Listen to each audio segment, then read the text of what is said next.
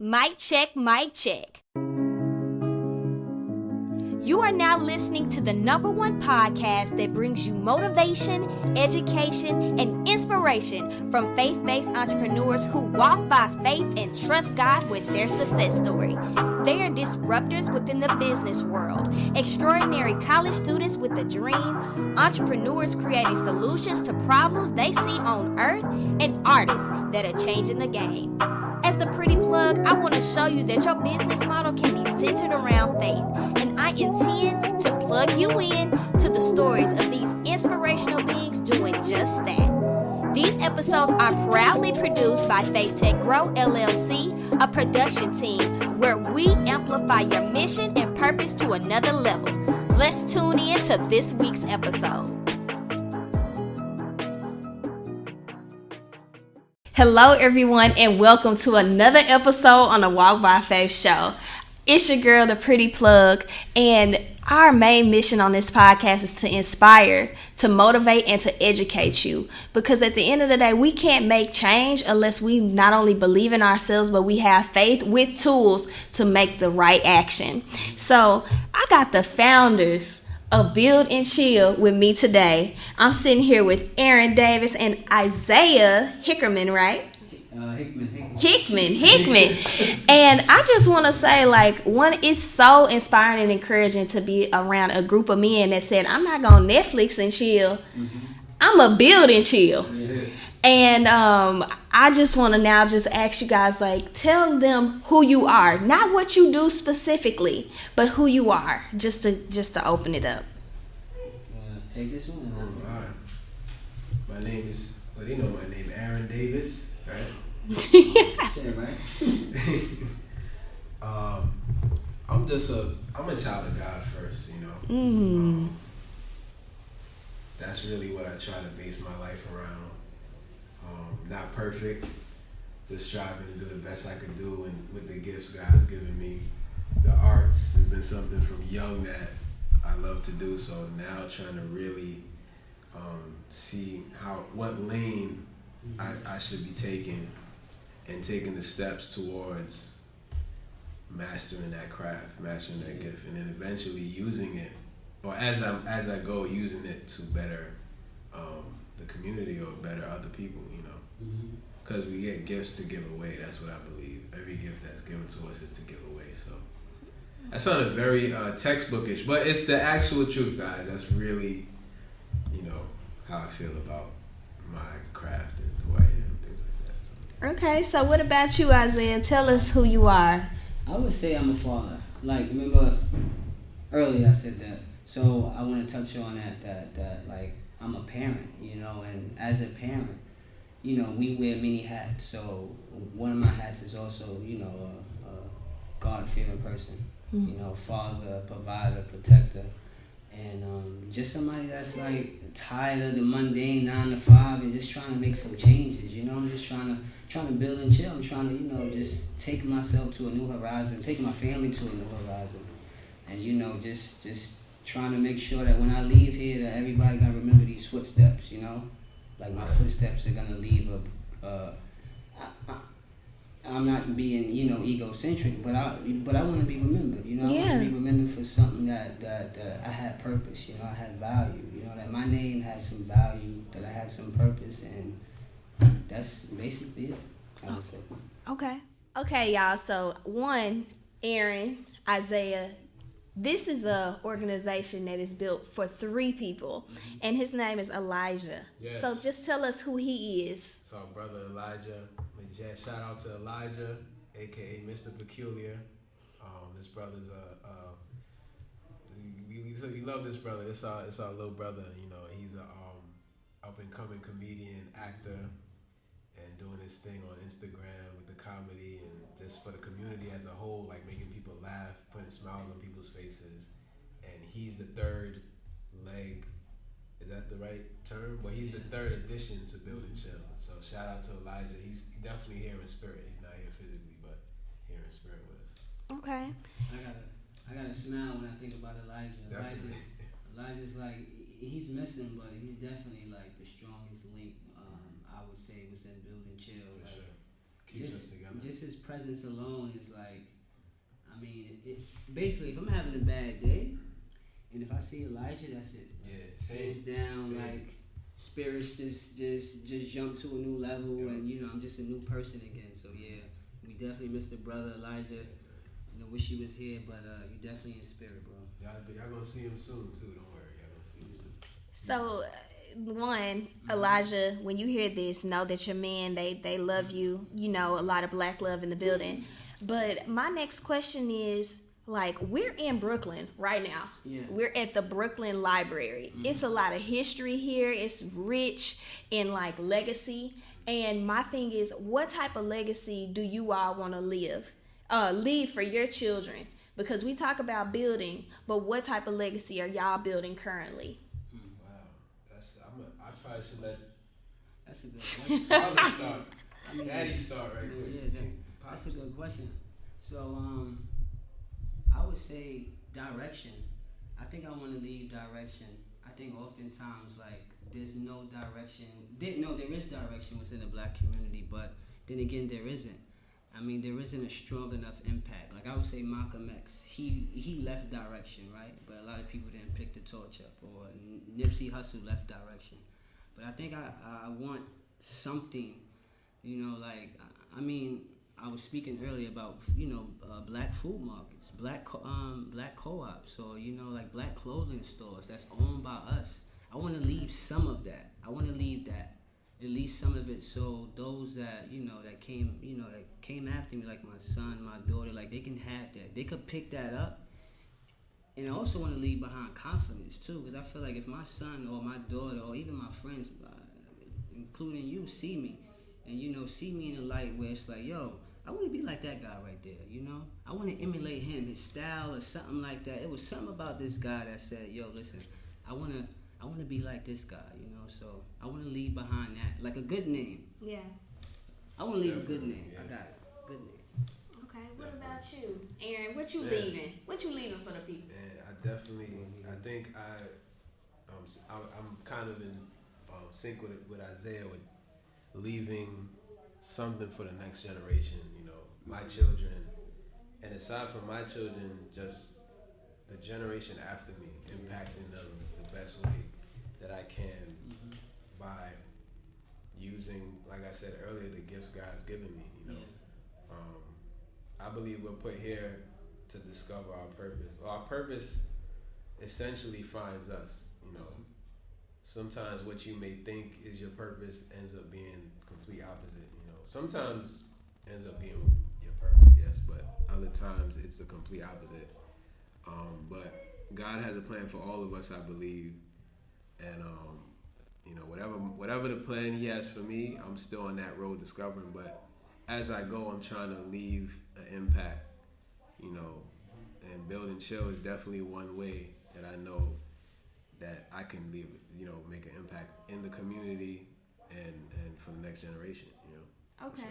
So we talking a lot about Build and Chill, New York City specifically. Yeah. Y'all didn't just say Build and Chill Brooklyn, Build and Chill Bronx, Build and Chill Queens. You said Build and Chill New York City. Tell me what your nonprofit organization means, why you got started, especially in 2017. What was happening in 2017 that you were just like, I have to start this. There needs to be a change, and I'm going to be that change.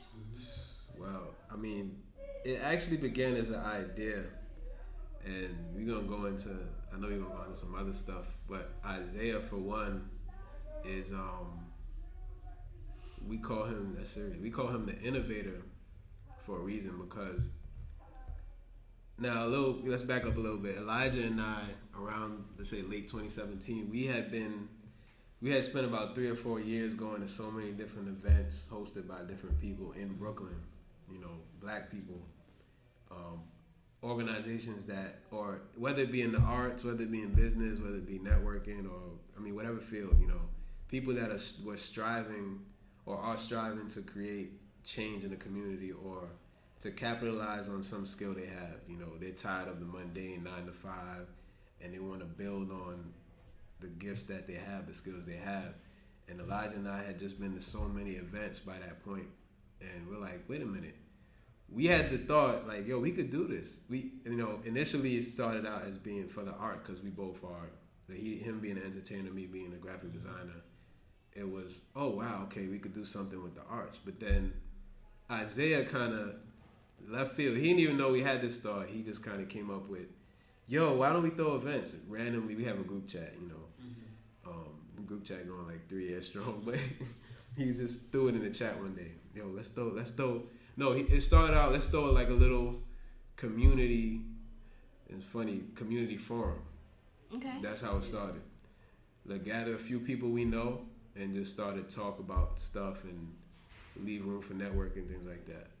So Elijah and I took that and ran with it. Like, wait a minute, this could be bigger than just a little small meeting. This could be annual events for the community. Yeah. And down the line, we came up with our mission statement based on the feedback we got from the events we threw. The first one was a success. The first one was actually January 2018, and we had about 20 something people come out, and the vibe was like a forum, kind of like this, very intimate, sitting in a circle talking about issues, talking about what we all do, and all right, now how can we capitalize on this, or how can we continue to unify through this? So that's how it began, and then from there we got into the other sectors. I don't want to go too far ahead. Okay. Yeah. And so pretty much you're saying we just got a group of people together, and we were talking about issues. We were talking about things that we're experiencing as millennials, and I want you to talk more about like your fitness and how you are this visionary. Well, I got tired of being broke. Oh. Yeah, look, listen. Right? Look, I like nice things, right, people? I do. I like nice things. But I also want, like I said, so I'm going to talk about my son a lot, my kids a lot. I want them to have a lot of nice things, too. Not material things so that they could live off of, because what are they if they base their life off of material things? But just something that they could, build a foundation on. So I got tired of not myself having money, but also everybody else that I'm looking up to, or, that I'm around. The guys on the corner, they broke. I got tired of being around there. I'm like, look, listen, wait. Something got to change here, man. Something not working. I can't, what's that song? Nothing from nothing leaves nothing. I can't do that. So I was like, you know what? It's time for us to take this to another level. So I felt as though, because I met Aaron in college and I met Elijah in college. And these brothers are some strong brothers. So I'm like, all right, cool. They're headstrong. I'm headstrong. But together we could be like a bomb that you can't detonate. And I was like, okay, this is good. So we formed it, started getting it going. And it's where it's at now. And that's a beautiful thing. And you call yourself a survivalist trainer. Yeah. What is that? I'm still trying to figure it out. So it's like just like I would say a prepper, like a mental, physical, and like spiritual prepper. Spiritual in the aspect of prayer or whatever people choose to do as far as meditation or something like that, and also a prepper and just like survival period. Like I said, we don't own nothing.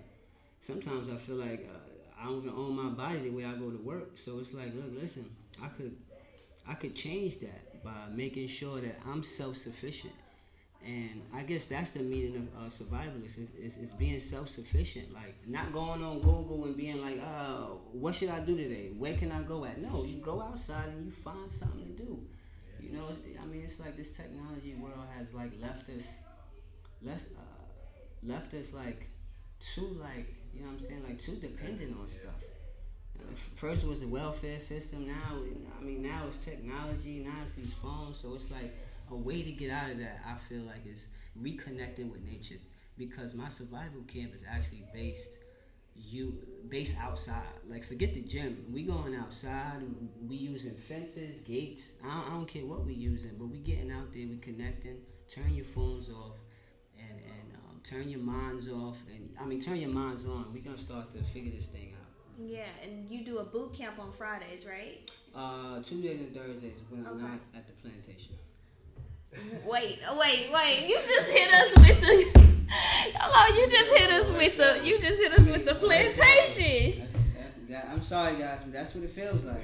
God, dog. So you saying the 9 to 5 is equivalent to the plantation? Woo, Can you take us there and Aaron talk to us? Do you feel it's the plantation too? I think it becomes a plantation if it's not what you truly desire to do, or if you have a gift and you're not able to utilize that gift in that place.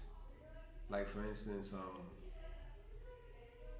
cause listen, you gotta at the same time thank God for 9 to 5s, because if it wasn't for a job, we still how gonna we be pay broke. the bills? How we pay the bills? Right, but I think the goal, as Isaiah's saying, is trying to get to the place where we can utilize, we can be somewhere where we enjoy, wake up and be able to work and do what we enjoy doing, and make money doing that, or reap the rewards of doing that. I think that's the goal. Your job isn't supposed to make you happy. I'm like, I'm here all day long. This is my life. Yeah. It should reflect what I enjoy, right? So it's like, I guess my question is, are we ungrateful? Or are we really just seeing that this reality is not it and we are wanting to change things? Listen, man, I think, and we're in a place, like you just mentioned, I believe we're in a place right now as a generation. I don't know if my brother wants to touch on this as well, but we're in a place where we're tired of, they call us millennials, right? Yeah. And us as millennials are tired of the same old routine. We're the generation that's gonna go against that status quo and ask why. Why am I doing this? Why am I going to church? Why am I going to school? Why am I at this job?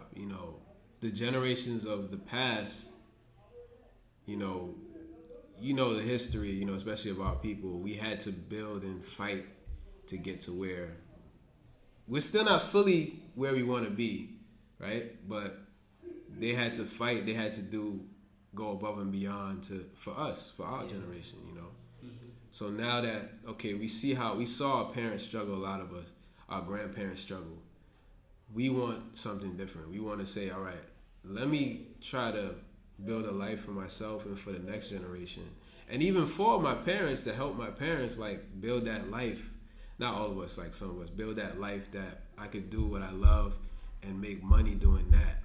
But not go to a job where I'm not appreciated or where I feel like I'm being abused, and just because it brings home a paycheck, I'm going every day. We basically want different for ourselves, than a lot of the past generations, Like I was mentioning to y'all earlier, my grandfather, my father, you look at my father's generation, he came up where, he had a whole lot of brothers, and they were raised you get a trade, you master that trade, and you get you a good job in that trade. That was just the nature of his generation, and it has its goods, because you might find a trade that you absolutely love and be able to get a 9 to 5 or get a job in that field, and you're happy for the rest of your life till you retire, and boom. But then you also kind of miss out on other things. I feel like you might have that might be a trade, but that might not be your gift, or that might not be what you really love to do, So I feel like we're just trying to create a different lane for ourselves in the next generation, I believe that's what it is. I don't think we should feel guilty for that either, because that's essential. What you think? Should we feel guilty about 9 to 5? Or should we continue to listen to the opinions of people that have been doing things a certain kind of way, and we question it? And I know you said that there is a power in asking questions. Yes, a power in asking questions. So you had said content. I do feel a lot of us aren't content. I can't lie. A lot of us aren't content. A lot of us are doing things because we see other people doing. And I mean, trendy. Yeah, trendy. So it's trendy right now to get out your job and go. be an entrepreneur. So everybody want to do it. I'm not saying that you shouldn't, but there's some that, come on, there's some people that's not built for this, right? Like, I mean, true. It's true. True. It like, takes a lot of hustle. Just because you want to own a business, you gotta, okay, I'm happy doing this, but am I gonna make some risks and sacrifices? You know what I'm saying? Like, so for instance, I told my boss, look, the 3rd and 4th, you won't find me here. And they like, I'm like, nah, you just won't. I mean, if that means me being terminated for me seeking my passion, then look, I gotta go. So I feel like there's some risk too that should be taken with this. You know what I mean? It just shouldn't be because it makes you happy, or there's an internal thing. Like, yeah, fitness is an internal thing with me, but there's some risk too. And I mean, back to working, like that never been me. Like, that's just never been me. I hate having somebody tell me what to do. I gotta fix myself, fix my posture. Yes, boss. Yes. That way, I'll go that way real fast. I'm like, why am I? No, this is not how I want to live.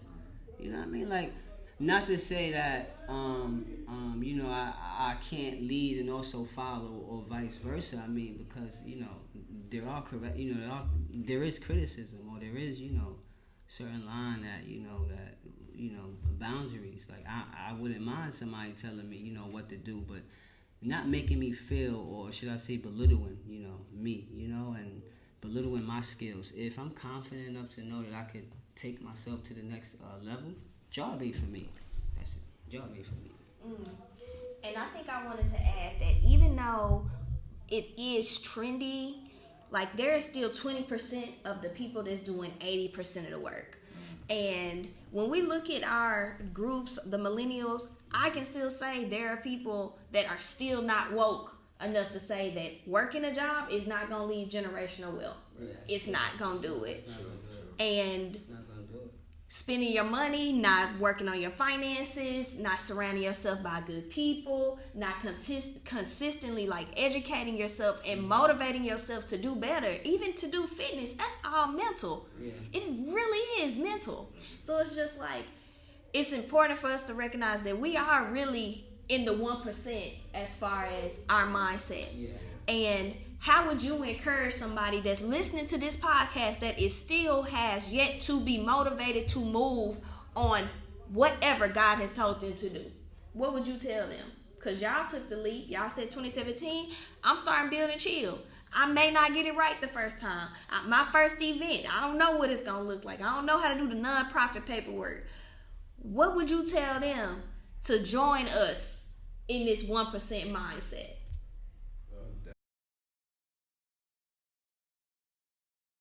Sis, are you struggling to find your purpose? Do you have a dream that you can't execute? Are you an entrepreneur or an aspiring entrepreneur? Or perhaps are you in need of sisterhood?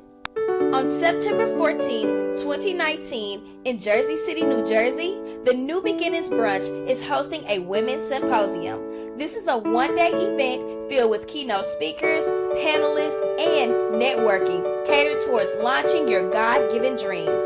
The theme for this year is Unlocked, opening the doors to your life dreams. The objective of this event is that all attendees will leave with accountability, a plan, and resources towards taking the next step of faith in your purpose. Tickets can be purchased at unlocked2019.eventbrite.com. You'll receive 10% off your general admission ticket when you use the promo code FAITH. You don't want to miss this, sis. Reserve your seat today. Definitely don't let fear stop you.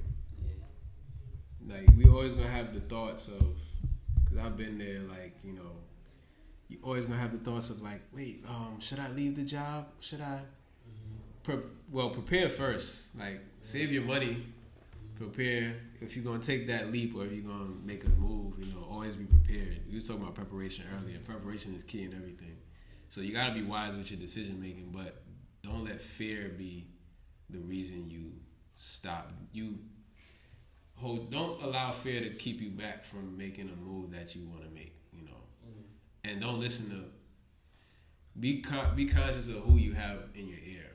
The dynamic with us three as Building Chill, and we have a lot of other friends outside of that, of our dynamic as well that has been supportive of us as well. But us three as a team, you know, we are all very, very determined, or we were all at the time when we started building church. We still are, you know, to continue to push for what we want to do. We all had that determination. So that's where we clicked, and that's where we were able to really thrive, and Build and Chill is thriving because of that, because of our determination. You know, if we didn't have that, like if we had people, naysayers around us, or people in your ear that's speaking negativity, and you're listening to that, you're feeding into that, you know, you might, if you're not strong enough, more strong-willed enough, you might end up listening to those people, you know, and believing, you start doubting yourself and all kind of stuff, you know. I believe, and shout out to Jasmine here, faith is the number one thing that's needed. Even if you're not religious or you're not a Christian, you taking that leap to say, let me start, like jump and start a business from scratch, like without any resources or whatever, that's taking a leap of faith, you know. So I would say the two things is, don't be afraid to take the leap. Prepare, and then be cautious. Be cautious of who's in your ear. Yeah. You know. Yeah. Yeah. What you got, Isaiah? I wanna go for a minute. The scripture in this Bible, I can't say it word for word, but Ecclesiastes, it says, vanity of vanity, right? Soon it says man will meet worms, right? That means man will decay. Yeah. So, and I found myself getting older, right? And my energy. Really? No, well, it's true though. Like my energy wasn't as I was when I was younger. So I feel like that my energy level will leave. And then what am I left with? Being an old man, should I say, like with no energy. That means that right now, if I have this abundance of energy, I need to use it. Because there's going to be a time where I'm not going to be here, and I don't want to be on my deathbed and being like, look, listen, I had all this opportunity. I had all this land. I had so much stuff for me to do. What was holding me back? You know what I'm saying? Like, I mean, fear, just forget fear. Forget all these other different things and all these emotions that we go through, because they're here. They're here. They're supposed to be here, actually. And I don't think that fear is something that is a bad thing. You know, it's not a bad thing. It's used for good. That means, look, somebody's making you probably feel uncomfortable. Don't get mad, but maybe check it and then figure it out, but keep going. So I feel like that. Like, I don't want to be on my deathbed and being like, look, you had all this opportunity, brother, and you ain't use it. You know what I mean? Like, I want to make sure that I use my body, that I build my body and mind in a certain way that, look, listen, I'm going to dismantle my goals. I'm going to dismantle my obstacles. Because soon I just won't be no more. And that's a fact. And I just don't want to, you know what I mean, look back. Talk about fear. Yeah. And I think we need to change the narrative of some things. Yeah. Like I was talking to a brother, he said, the real, because, you know, fear is like, you think of fear, or you allow fear to take you over, but fear should be face everything and rise. You know, let's change the narrative. You know what I mean? Like, all right, yeah, you're gonna have fear, but don't allow it to stop you. Face everything and rise. Like, move on that fear, regardless. You know, regardless of how you feeling. Like, okay, naturally I'm gonna be nervous. Because then you mentioned potential. Like, y'all know the place with the most potential is the graveyard. Yeah. Because there's so many people that pass on and they haven't lived the life they truly want to live because of fear, you know. So, definitely. I'm still be here when I die. That in spirit, yeah. That's what God wants from us, I believe, you know. When we pass on, what are you leaving for the next generation? What are you leaving for this world? When he created man, he said, replenish the earth, you know. Subdue it, you know, like, live and create now, like create for the next generation, create for the earth to continue to grow and to continue to thrive, you know. So, and don't be lazy too. I want to say this to the people listening. Don't be lazy. I mean, laziness isn't godliness. Please, let's not be lazy. If you have an idea, act on it. Before I take it, or somebody else will act on it. That's for sure. That's if you making profit and you ain't moving, and you pass that to me. What do you think? I'm gonna eat. Yeah. I'm gonna take that. I'm gonna go make something about it. Mm-hmm. I have obligations. I got priorities. I'm not trying to play around. Mm-hmm. So I mean, about being lazy, procrastinating. Look, listen. If you got an idea, I don't care how silly it sounds. A lot of people was like, look, listen, this fitness thing is stupid. I don't care. I'm gonna ride with it. I'm gonna open my gym. I'm gonna build on that. So let's stop the laziness and stop the procrastination, people. There's one more thing I want to say. Yeah. Right, regarding that. So there's a biblical parable, the parable of the sower, where this master gave 3 of his servants a talent of gold, or whatever it was, and he watched to see what they were going to do with it. And one went and multiplied it. I think he doubled it. One of them, I can't remember what this one did, but he still did something with it. And then one buried it and said, let me just bury it here. Yeah. And now, well, it was Christ telling this parable, and he asked, so who was the one that made God most proud, or made his master most proud? And he said, oh, the one that multiplied it. Yeah, because he went and took that talent and built something, that could impact other people. The one that buried it, he called wicked. You might say, okay, he might have had a reason to bury it, but he basically didn't value what was given to him. Yeah. And he hid it, and instead of using it for something greater, he buried it in the ground, So let's use, like Isaiah was saying, let's use the gifts that we have, and let's not be lazy, and let's continue to thrive. Yeah, and I want to add to that is like you got to be desperate. Yeah. You got to be desperate for change. Mm-hmm. If you tired of being broke, and you desperate, I want some money, you going to figure out a way to get it. Legally, I hope. Yeah. Right.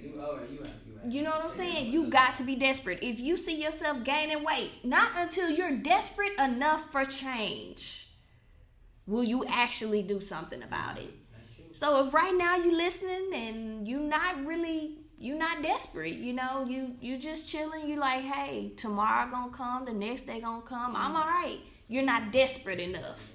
And I was talking to my coworker one time, and she just brought up to me that her mother-in-law basically had like a month to live. Mm-hmm. And she was just like, oh my gosh, now I'm going to live the life I always wanted. And I was like, dang, she was even saying it took someone telling you only had 30 more days left on this earth for you to actually do what it is that you wanted to do. So like, what's the other part of that? Like, we all understand we got jobs we going to, but like, how are you valuing the time that you have outside of your job? Are you doing things that you actually want to do and what's fulfilling your purpose? Or are you wasting it away? So that's some food for thought, because it ain't about me. It's about Build and Chill New York City. What's next for Build and Chill New York City? What are you seeing? Because I know you were talking about 2020. Like, what's next after that community forum? Definitely. This first one was in a way kind of like a trial run. Okay. That was another Isaiah idea, the innovator right here, Build and Chill. But this was when we put this one together, we said, all right, let's see how it goes. And it turned out to be beautiful. Just a room of black people, black millennials gathering, talking about anything from relationships to our status in the culture, our status in the world, economics. It was just amazing. Funny thing is, we ended it with that question. Isaiah asked the question, all right, so we spoke about all this. What's next? What are we going to do next? How are we going to improve? We had a few people in the building that are already doing great things for the community, for the next generation, going into schools and impacting, the next generation. I think this is not something that we can figure out in one meeting. Definitely not. Yeah. That's why we want to continue the community forum, because we'll start to delve into, all right, what are solutions? Yeah. We don't want it to be all talk. We want to eventually, all right, now let's spend 4 hours talking about solutions, you know what I mean? Or 5 hours talking about what can we do, you know? And in a way, you know, some people are already doing it. Like, if you're using your gift to impact somebody else, you're already doing it. Like Isaiah doing fitness, he's doing it. You know, me doing graphic design. Graphic design is a problem-solving field. You know, I create logos. So somebody comes to you with an idea, I don't know what to do. You know, you're helping them put that together. There's different ways you can impact people, you know. And if you're taking that gift and using it to help somebody else, that's making change. That's one way of making change. But it's deep. It's a lot, you know. It's a lot. It's going to take more. I heard something today. They was like, if it took like 30 years for you to get in debt and for you to mess all your finances and stuff up, it's going to take another 30 years to get it out. So we already came into this situation with 400 years of just mess. So it's going to take some time for us to really make the see the results of the changes that we're making today. So what about you, Elijah? Do you have anything you want to add to that? About the future of building chill, where we going? Yeah, the future, what 2020 looking like, the solutions that y'all got out of that, or maybe one of the main problems that you continuously heard. Because I don't know if like everybody knows about that. Because I wasn't there. I wish I would have been there. Well, there was a lot of issues. There was like Aaron said, relationship issues, economic issues, but one of the solutions I feel like is accountability. I feel like as a community, well, we are community people, black people. That's how we function. That's how we're supposed to function. Now here we're scattered around. You know, here they got us all different types of agendas, all different types of stuff. But I feel like if we was more accountable, you know, like, so okay, you said tomorrow you're gonna do that. All right, let me text him tomorrow. Or let me text this sister tomorrow. Not to criticize or judge, but no. Look, as a brother, as a sister, we supposed to hold each other accountable in a respectful way, just so we can know, look, I got your back. I'm here for you. Okay, let me text her. Are you doing that? Are you watching what you eating? And after a while, they'd be like, oh, damn, this feels good. This feels amazing. You know, it's like I had a bowl of Wheaties or something. This feels good. I like this. You know, like, so I feel like accountability is like one of the solutions. One of the solutions that I feel like we can implement and move forward with. Okay. I think what's amazing too is having the desire. I think the desire is the seed. If you get where two or more are gathered, you could accomplish some amazing things. If two people gather together with the same mindset, like that room at that forum was a room full of people that had a desire to see change, you know. That alone right there, and there's strength in numbers, you already know. So that desire, once that's there, I think that's like step one to actually mapping out a blueprint to change, you know, for change. So that desire is essential. You know, I'm from the South. I'm a Southern belle. I got some morals. Not saying that the women on the East Coast don't, but I want to know, like, what is the difference between what you've experienced, you know, in the different regions with the women? Wow. Aaron, you wanna take a bite out of this, or what? One thing I don't even know, but I know one thing I could say is that I noticed a lot of Southern women have better, how you put it? Because if I say better values, and like, you're trying to say New York women got no back, you know, you're gonna have the people. What you trying to? I think just like that Southern hospitality, man. Like, we don't have that in New York. Like, you know, just like values you learn from grandma, from great grandma, great grandfather, father. You know, like a lot of that is not present in New York. You know, you have a lot of women who are dealing with past hurts from not having a father present, and they're not to blame for that, of course, but a lot of relationships are built on that. Me too. I don't know if in the South how, like, because I see a lot of strong families, like husband and wife families in the South. I could be wrong. It could be a lot of that too in the South. I feel like that's universal, but within our culture as black people. But like people now marrying or jumping into relationships for fulfillment, whether it be economic fulfillment, whether it be emotional fulfillment. Just like, I gotta be with this person because he could change me or she could change me. You know, like that's not what a relationship is supposed to be. You know, and just like just the superficial stuff, like he ain't 6 feet tall. He don't got on those Jordans. You know, you see a lot more of that in New York than the South. I feel like like all the Southern women it's still there. Yeah, I mean that's universal. I don't know. Maybe I'm the wrong guy. I think I'm. Keep speaking your mind. Just generally, every woman I met from the South just has a certain very nurturing way about her. That's like, wow, you know, just like that's cute. Just like you know, willing to just know like who are you, you know, aside from like what clothes you got on or whatever, like who are you, what are you about, you know, like I don't know, man. I guess I didn't even meet enough women from the South to really like so are you saying that y'all buy the clothes for us if that's what we wanted? wanted? For me. Oh, that's what I'm talking about, strong black man. You know what I'm saying? Come on, King. I like that shirt. You know what I'm saying? You could jump if you like it, cool, but I like it, so you know. But some guys do.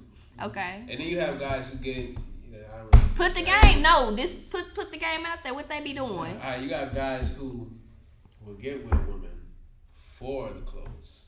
You know, she got the plug to Macy's. Oh, word. Oh, she would give me them J's. You give me them Balenciagas. All right, we in there. You know. All right, I think I said that. Okay, what about you? What are you seeing with the... that's what we should have started with you. Just values as a whole. I got some stuff. Values as a whole, yeah. That's all. Let's dive into it like this. Listen, New York women and men are just bitter. Just like bitter. Goodness, don't smile, don't laugh, and nothing. That's the word I was thinking about. Don't smile and laugh, don't say hi.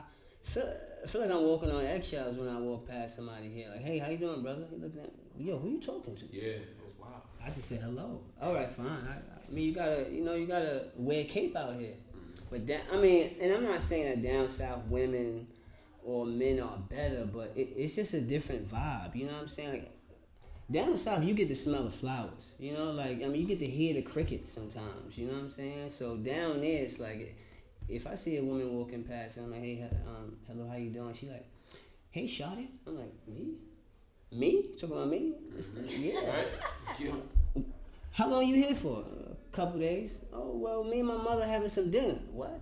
You gonna let me in the house? You serious? Like for instance, I went to New Orleans one time. Best experience ever. And there's this thing called second line. So I'm out there dancing. You know what I'm saying? I got my little jazz hat on and then it was like, I was like, where's the liquor at? They said, in my house. Your house? I could come to your house? Is there any guns in there? Like, what's going on? Like, why? It's just a hospitality down south. You know, here, no one wants you in their house here. You know, like, I got to ring the bell, then, who, you know what I mean? Like, who are you? Like, who are you? I'm just, you know what I mean? You get the who you from Good Morning. Yeah. And good morning, y'all. Who you? Yo. Who's asking? Too. Like, chill, bro. No offense, ladies in New York, but when you say hi to somebody, if I say hello to you, I'm not trying to. I might not be trying to get with you. I'm not. Just hello. I see somebody pretty. Hello. You don't gotta bite me. Like, goodness gracious. So I think there's a difference between catcalling and saying hello. No, if a man says hello, how you doing? I'm gonna say, hey, I'm doing good. How are you? But see, you from the South. South. From the South. No, but I have seen the men here, and they like, what's up, little mama? Like, you looking good. You know, like, I have seen that. They not all men just like, hey, how are you? I just want to say hi. Those not men. Those not men. Yeah. They not men. No, they not men. And boys, you talking about boys? Yeah, they ain't men. Catcalling still. Mm-hmm. That's been played out since the 70s. But the thing is, giving the women the benefit of the doubt. Mm-hmm.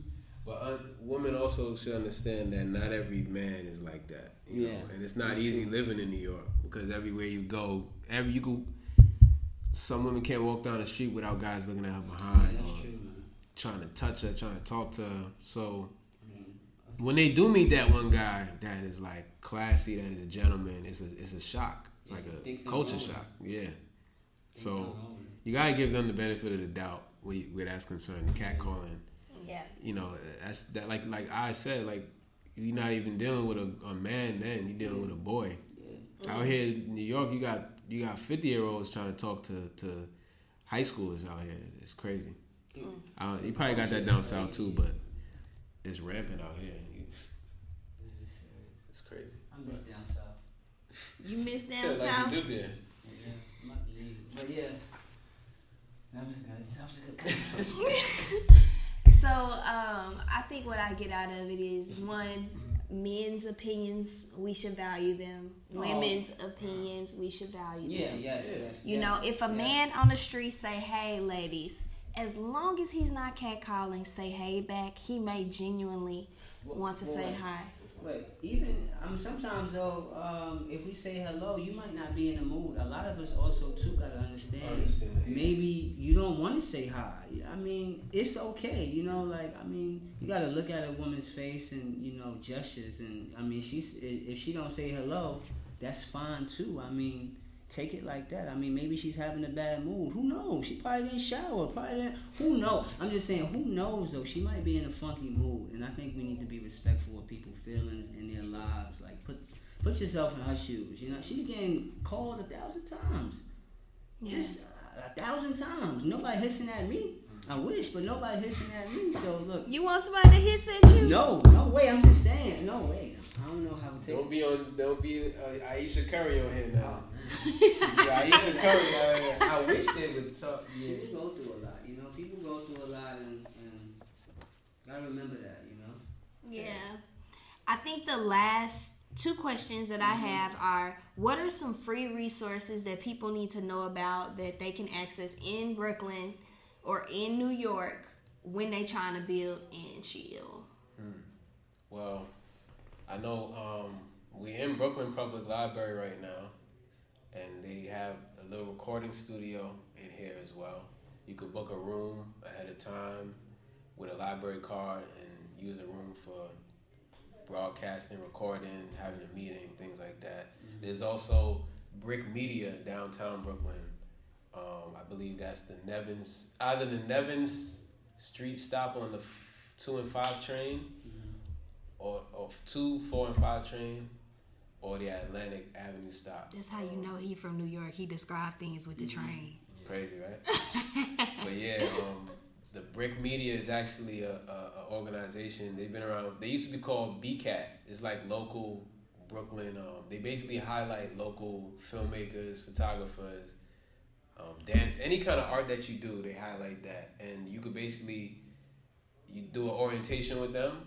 And once you get through the orientation, you then have access to like free equipment that they offer you, like cameras, green room, recording studio. You could take photo editing classes, graphic design. It's dope. It's a great resource to have. Definitely check them out if you're in New York and have some. I would say the best resource is just talk to people. Just get outside, and that could be down south. Just talk. Yeah. Just tell somebody that you're looking for something. Be genuine about it and be polite. And whatever you're looking for, you will find. Somebody knows it. Yes, there's a lot of resources, but I feel like the best one is just is person to person. Conversation. Be social. I feel like that's a good resource right there. Just talk. And build and chill. Yeah. That's another resource. Build and chill. But there are a lot of dope black organizations on the rise now, like us, who are creating a lane for entrepreneurs to come around and grow their craft, grow their skill, meet other people, build a network. So it's just a lot. There's a lot going on. Definitely, Okay, so I always ask this question because I love this question. What does walking by faith mean to you? Tell me who want to go first. You want to go first? I've been going first. I feel like It's been even. Yeah, It's been even. Okay. He's doing the Marvin Gaye look up. You must be thinking deep about some philosophical. Yeah, walk by faith. That's be confident. I think walk by faith means like be confident, and a lot of people don't touch on confidence, but I would say just like I called into existence that I want something. I'm gonna get it. That's it. Like, I'm just gonna have it. And you have to believe that you are going to get it. You have to believe it. Right? I mean, no matter how many times I fail, no matter how many times I lose, or, I mean, my losses ain't losses. You know, so it's like walking by faith means just like, you want something, you gonna get it. Call it into existence, throw it in the back of your backpack, and just keep striving for it. And I think faith is just like that ever-ending fire. Faith is like a fire. Walking by faith means that you're constantly burning. You're constantly on fire, you know? So I feel like that, that's it. Okay. Love you guys. What you got, Aaron? Tell the faith people. is a powerful tool. You know, just to think about, you know, me being a Christian, like thinking about how God looks at faith. Mm-hmm. Just having faith this small, you know, and how he admires that, and he lights up when he sees that our faith is like, at least just to, you know, in any instance, like to say, okay, I don't have the resources, I don't have the money or whatever it is, right? But I'm gonna jump out and do this. Like that right there is powerful, man. Like imagine living like that every day. If we always live like that every day, say, all right, in everyday life, like what's the instance where, okay, I might not have the resources, but I'm gonna still jump out and make the move. I might not, you know, have all the qualifications for this job, but I'm gonna still go to the office and talk to somebody. You know, I might not have the money to get on the train, but I'm gonna still go believing that I'll reap something. You know what I'm saying? Like just that drive. It's just so much. We'd be here all night if I talk about faith, but yeah, it's just an amazing resource. You know, yeah. I love that. You guys, if you haven't noticed, I have a shirt. It says, "Mentally, how are you?" I'm dedicating this entire episode to my friend Jordan King. He's right now in Saudi Arabia on a missions trip, just spreading the word of God over there. And you know, it ain't a lot of black people over there in Saudi Arabia. Wow. So he's not only probably enduring like culture, but just also being controversial with, hey, God is real, Jesus is real, and you need to have this faith. Period. And so I'm shout out. Yeah, he's doing it. So I wanted to dedicate this episode to Jordan King. I feel like we dropped a lot of nuggets when it came to generational wealth, just being absolutely desperate to go out for your dreams. Period. And both Isaiah and Aaron gave us multiple gems. So y'all rewind this episode, listen to it, motivate yourself, get up out the bed with expectation that you are going to get everything in this life that God has for you, as long as you have some faith and you put some work behind it, because he can't bless something that you do not do. That's right. That's it. So you guys, I just wanted to close this episode out. This was good. Y'all had fun? Oh yeah, definitely. Thank you, Jasmine. Thank you. It was an honor. Definitely. I'm glad y'all had fun. Right you happy right now? Time to dance now. Where's the music? We need some music. Oh, we got to talk about our next event too. Oh, shout it out. Plug it in. Plug it in. Next event will be our second edition to the Build and Chill Art Edition, August 23rd. That's a Friday. Stratosphere Studios in Crown Heights, Brooklyn. Yes, definitely. Follow us on Instagram at Build and the letter N Chill NYC for updates. Got it. Oh yeah, Instagram. Build and Chill. Come on. Build and Chill NYC. Right. Build and Chill NYC.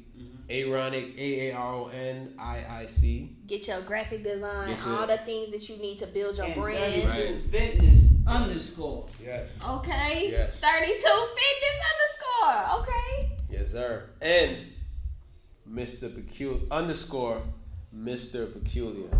Elijah. Third addition to the crew. Definitely. So listen, you guys, this was an amazing episode on the Walk by Faith show. And we thank you for your time. I value your time as you listen. Leave us a review. If you want to support us, it's 99 cents, $4.99, or $9.99 a month to keep this vision and movement going. And again, you guys, this is the Pretty Plug telling you to walk by faith in every area of your life. Have a good one.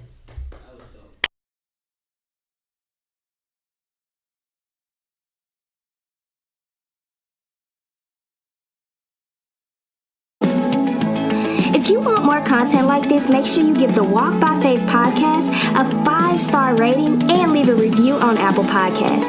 You can follow me on Instagram at __ the Pretty Plug and follow all updates on the podcast at WBF Podcasts. To those already supporting the show with a monthly subscription, thank you. If you're not already a supporter and you'd like to help make this show possible, tap the link in this episode's description or visit anchor.fm/jasmine-a-stith to become a monthly supporter.